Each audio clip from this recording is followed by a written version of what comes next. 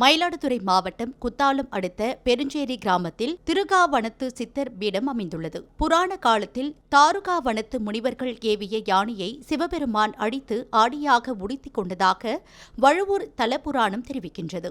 இத்தகைய சிறப்புடைய பெருஞ்சேரி கிராமத்தில் 54 அடி உயரம் கொண்ட மிகப்பெரிய சிவலிங்கம் வடிவில் கோவிலும் அதன் உட்புறம் ஒரே கல்லால் செய்யப்பட்ட 5 அடி உயர சிவலிங்கமும் அமைக்கப்பட்டுள்ளது. இதன் பிரம்மாண்ட பிரதிஷ்டை கும்பாபிஷேக விழா கோலாகலமாக நடைபெற்றது.